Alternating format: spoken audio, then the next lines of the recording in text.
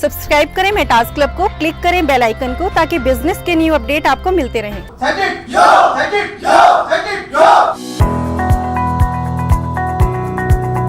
Communication में बहुत important है। नंबर 1 डोमेन, लिखें आप domain, and number 2 soft skill. Number 1 domain and number 2 soft skill. What is domain? Technical knowledge about your concerned organization. Domain mean to say knowledge about your concerned organization or your product or your service. जो भी product, जो भी services आप provide करते हैं, उसकी deep knowledge, उसका पूरा ज्ञान, उसका पूरा अनुभव, उसके पूरे पॉइंट्स, उसकी पूरी विशेषताएं, उसके पूरे काम, कि आपकी ऑर्गेनाइजेशन क्या काम करती है।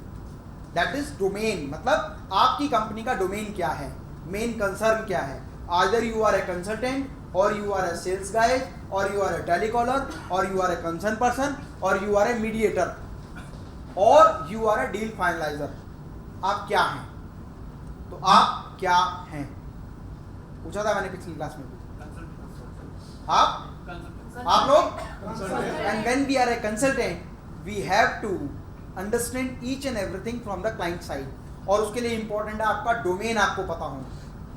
डोमेन मीन टू से कि आपका पूरा कंटेंट क्या होना चाहिए, हमारा फाइनल रिजल्ट कैसे आना चाहिए। किसी भी ऑर्गेनाइजेशन में किसी भी एम्प्लॉय को जब रखा जाता है तो क्या चीज़ चेक की जाती है?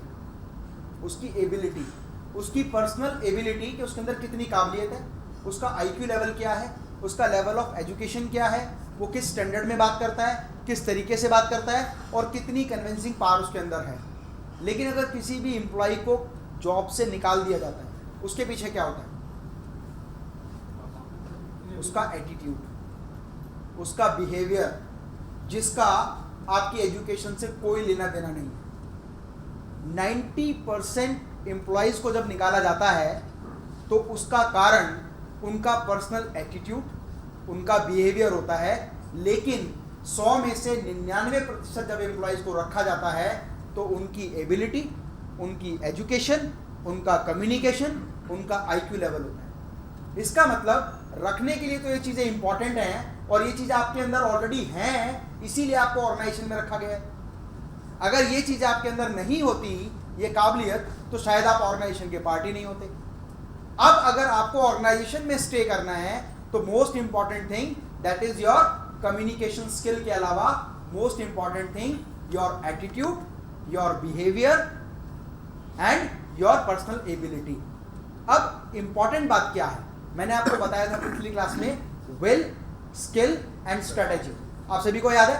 ध्यान रखिएगा, अगली जितनी भी क्लासेस होंगी उसमें हम पिछली क्लासेस से रिलेटेड कंटेंट जरूर पूछेंगे, ताकि हमें पता हो कि कौन व्यक्ति उस बात को ठीक से सुन रहा है, समझ रहा है, अपने प्रोफेशन में ही नहीं अपनी पर्सनल लाइफ में भी उसका बेनिफिट ले रहा है। आज हम बात करेंगे नॉलेज। आप 3 पॉइंट लिखिए, knowledge, talent, knowledge, talent and attitude. तो फर्स्ट हमने चीज देखी knowledge, and the second thing that is talent. Talent क्या होता है? प्रतिभा। नॉलेज क्या होती है? जानकारी।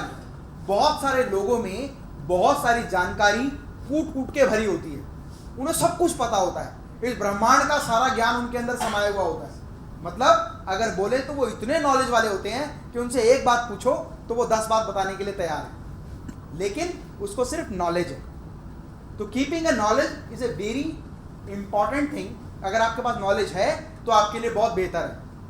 Second most important thing that is talent, योग्यता, काबिलियत।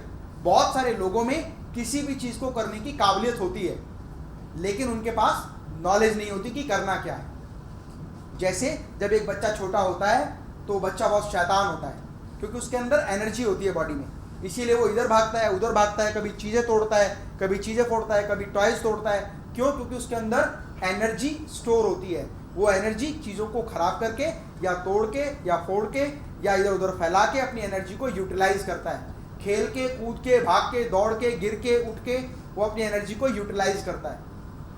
और जब उसको नॉलेज हो जाती है तो नॉलेज के साथ साथ वो एनर्जी को दूसरे तरीके से यूटिलाइज करता है, जैसे गेम्स खेलकर, जैसे टीवी पर गेम्स खेलकर, स्पोर्ट्स करके, एजुकेशन करके, अपने दोस्तों के साथ खेल कर।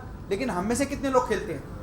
बहुत कम, और बहुत कम समय, क्योंकि हमारे पास नॉलेज तो है पर अपने टैलेंट के अकॉर्डिंग अपनी नॉलेज को हमने यूटिलाइज नहीं किया। अगर आपको ये पता लग जाए कि आपके अंदर क्या टैलेंट है, बहुत सारे लोगों को ये पता नहीं होता कि मेरे अंदर सिंगिंग का टैलेंट है, मेरी आवाज़ बहुत मीठी है। अगर मैंने नॉलेज ले ली how to sing, then I can perform much better. ऐसा होता है ना? तो स्कूल क्यों होता है? ताकि वो आपकी एबिलिटी को एनहांस करे, आपको बताए कि आपके अंदर ये एबिलिटी है और वो सपना आपको दिखाए कि आप अपने जीवन में क्या कर सकते हैं। तो first thing knowledge, and knowledge anyone can easily achieve और कैन गेट। आप नॉलेज को तो आसानी से ले सकते हैं through the books, through reading, through writing, through listening, through communication, आप नॉलेज को एक्वायर कर सकते हैं। सेकेंड इंपॉर्टेंट थिंग कि आप अपनी नॉलेज को इंप्लीमेंट कैसे करते हैं, अपनी नॉलेज को टैलेंट के साथ कैसे यूटिलाइज करते हैं। और टैलेंट हर व्यक्ति का अलग होता है या नहीं? मतलब एक ही क्वेश्चन का आंसर हर व्यक्ति अलग तरीके से देता है और मार्क्स भी उसकी एबिलिटी के अकॉर्डिंग आते हैं। But if you can increase your knowledge, you can enhance your talent, और आप उसको जब दोनों को मिलाते हैं तो जो चीज़ बनती है वो ज़्यादा मच बेटर होती है। तो वी आर हेयर क्योंकि हमारी ऑर्गेनाइजेशन है, हम अपने प्रोडक्ट, अपनी सर्विसेज के बारे में आपको बता रहे हैं, तो we are giving you knowledge. और ये आपके टैलेंट पर डिपेंड करता है कि कौन व्यक्ति उस नॉलेज से अपने टैलेंट को जोड़कर कितनी ज़्यादा एबिलिटी को इंक्रीज करता है। जितना ज़्यादा टैलेंटेड आप होंगे उतने आगे ग्रोथ की संभावनाएं आपके सामने होंगी। फॉर एग्जाम्पल, एक टीम में 10 लोग होते हैं, 20 लोग होते हैं, 50 लोग होते हैं, लेकिन एक व्यक्ति उनमें से टीम लीडर बनता है जस्ट बिकॉज ऑफ टैलेंट, क्योंकि नॉलेज तो वो सभी के पास एक जैसी होती है।